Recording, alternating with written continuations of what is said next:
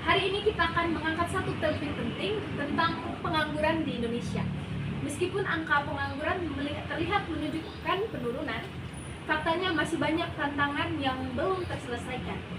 Bersama narasumber kita nanti, kita akan mendalami apa yang sebenarnya terjadi, mengapa pengangguran masih menjadi persoalan, dan apa yang bisa kita lakukan sebagai generasi muda atau pelaku di dunia pendidikan dan kerja.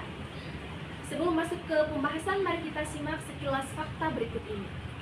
Berdasarkan data resmi Badan Pusat Statistik atau BPS, pada Februari 2025, tingkat pengangguran terbuka TPT tercatat sebesar 4,76% dari Angkatan Kerja Badan Pusat Statistik Indonesia.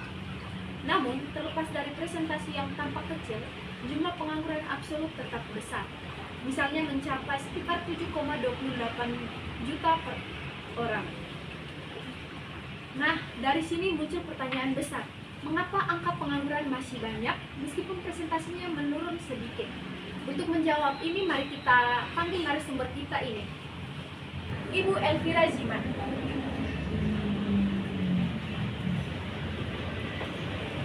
Selamat datang. Terima kasih kepada host yang telah mengundang saya di tempat ini. Singkat waktu kita hari ini, kita langsung tanyakan saja kepada narasumber kita hari ini, Ibu Elvira. Ibu, kalau bicara soal pengangguran, definisi sederhananya, jadi pengangguran adalah kondisi ketika seseorang yang berada pada usia kerja, mampu dan bersedia bekerja, tetapi tidak mendapatkan pekerjaan. Jadi bukan sekedar orang yang tidak bekerja saja, seseorang disebut pengangguran kalau dia sedang mencari pekerjaan, tetapi belum mendapatkannya atau sedang menunggu panggilan pekerjaan. Oke, baik. Terima kasih atas jawabannya Ibu Elvira. Berarti definisinya lebih spesifik ya? Bukan semua orang yang tidak bekerja otomatis masuk kategori pengangguran.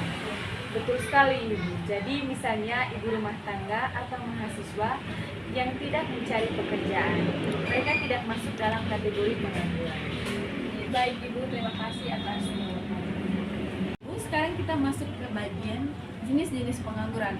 Menurut Ibu Elvira nih, mungkin bisa dijelaskan itu jenis-jenis pengangguran itu apa saja, dan menurut sepengetahuan atau apa saja yang Ibu ketahui tentang jenis-jenis pengangguran itu? Tentu Ibu ada beberapa jenis pengangguran. Yang pertama itu pengangguran friksional. Jadi pengangguran friksional itu pengangguran sementara ketika seseorang sedang dalam masa transisi atau baru lulus, pindah pekerjaan atau baru residen.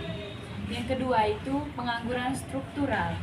Jadi Ibu, pengangguran struktural itu terjadi ketika skill pekerja tidak sesuai dengan kebutuhan industri. Misalnya pekerjaan yang tergantikan oleh teknologi.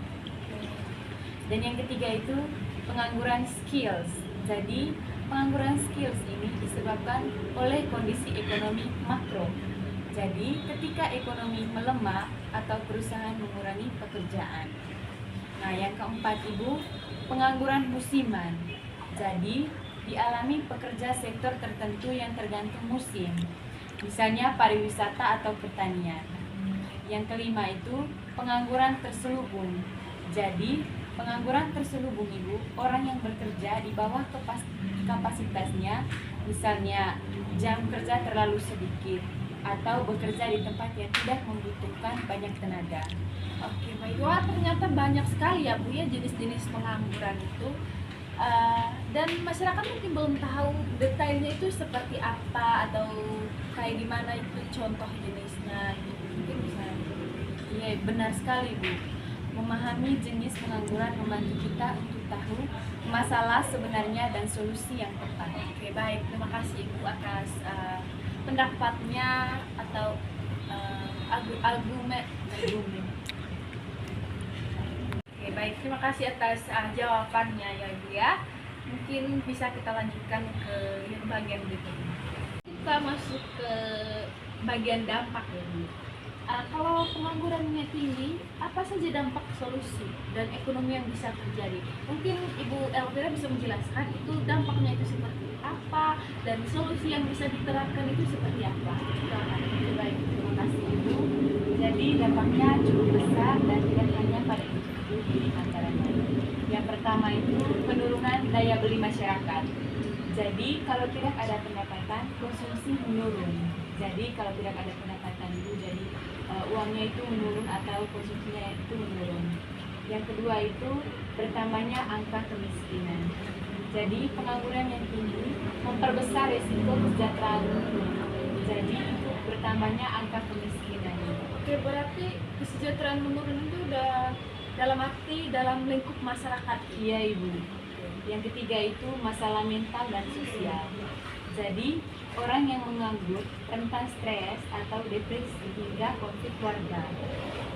Jadi ada masalah mental dan solusi yang dilakukan oleh pengangguran. Yang keempat itu kriminalitas meningkat.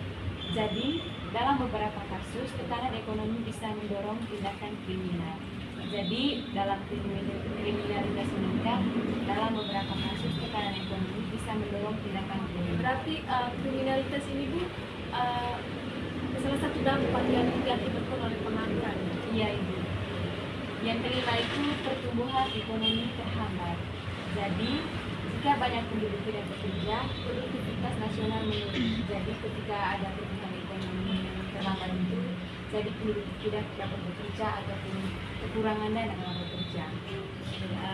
Berarti pengangguran itu berpengaruh ke semua aspek kehidupan ya Ibu. Betul sekali Ibu. Sangat mempengaruhi dan mempunyai dampak yang sangat signifikan. Iya betul sekali.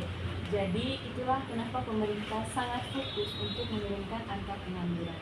Baik, terima kasih Bu Desjali. Membahas dampak dan jenis-jenis pengangguran nih.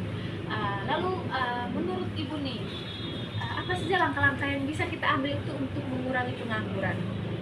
Dan baik dari pemerintah itu maupun dari individu sendiri untuk mengurangi atau langkah yang diperlukan untuk mengurangi pengangguran itu sendiri. Mungkin bisa dijelaskan Ibu Elvira. Ya Ibu, terima kasih. Jadi ada dua pendekatan. Yang pertama itu kebijakan pemerintah dan usaha pribadi. Nah, dari pemerintah ini yang pertama itu menciptakan iklim investasi yang baik supaya perusahaan membuka lapangan kerja baru.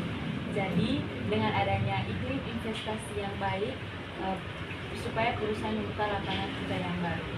Yang kedua itu membangun infrastruktur agar sektor ekonomi bergerak.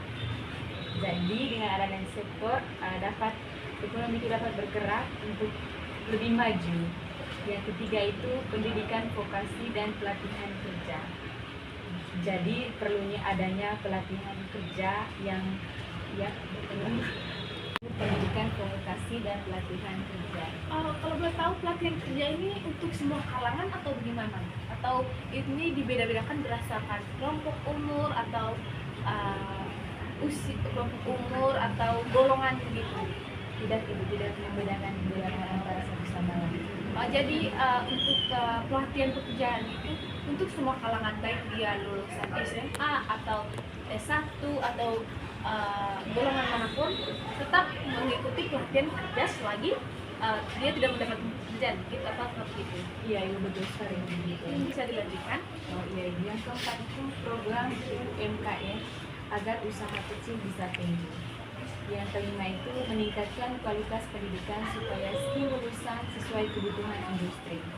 Kalau boleh tahu nih Bu, tadi kan sudah dijelaskan itu meningkatkan kualitas pendidikan dan supaya skill lulusan sesuai kebutuhan industri. Ini seperti apa Bu? Apakah kayak kita membangun sekolah yang memiliki membangun contohnya nih Bu, membangun sekolah dengan banyaknya jurusan-jurusan yang bisa nanti habis lulus langsung mendapatkan pekerjaan atau oh iya itu betul sekali begitu. okay. Yang kedua itu dari individu. Jadi dia mengambil kursus dan pelatihan untuk meningkatkan skill. Dengan adanya kursus dia dapat melatih dirinya dan dia mengetahui tentang skill yang ada pada dirinya. Yang kedua itu membangun portofolio yang meyakinkan calon pemberi kerja.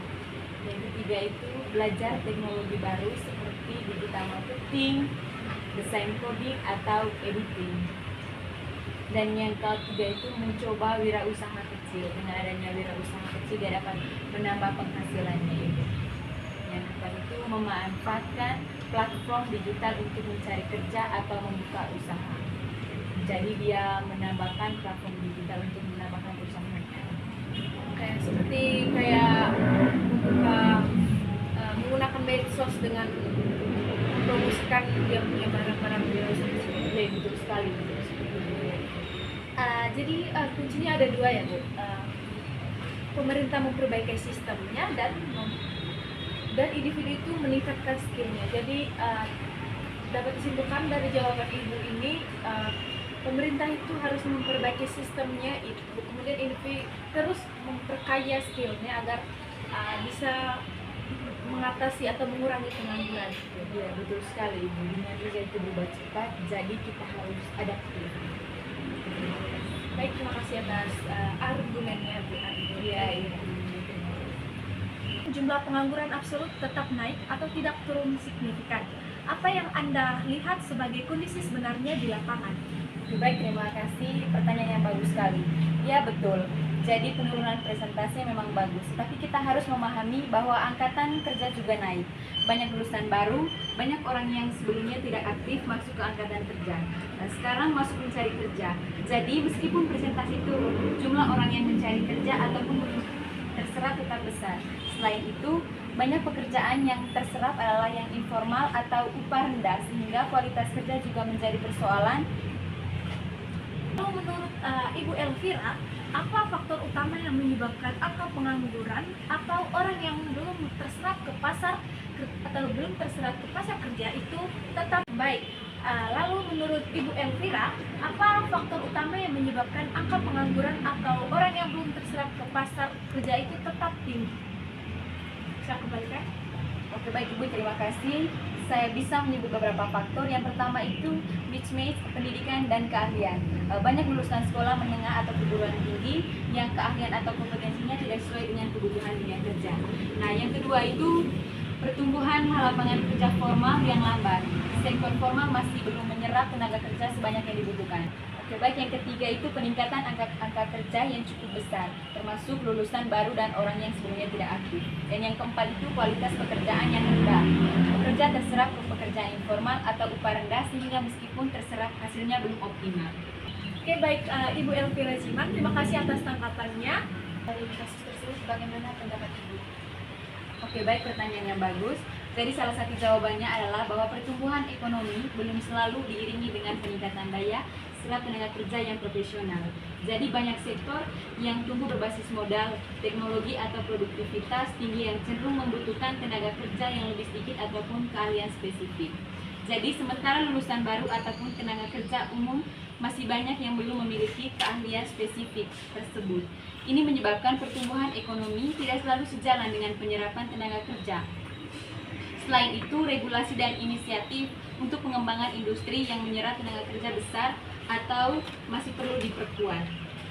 Tapi ya, jadi bukan hanya soal ada lowongan atau tidak, tetapi kualitas lowongan, kompetensi tenaga kerja, dan struktur ekonomi juga memberikan peran besar. Berikutnya saya kembalikan dengan Kakak Elga Salista. Pertanyaan yang kedua, jika Ibu diberi mandat sebagai pembuat kebijakan di bidang ketenagakerjaan, apa 3 kebijakan prioritas yang akan Ibu usulkan untuk menurunkan pengangguran dan meningkatkan kualitas kerja di Indonesia dalam 5 tahun ke depan, Ibu Elvira Jiman? Baik, saya akan sebut 3 kebijakan: reformasi dan peningkatan pendidikan vokasi serta pelatihan keahlian.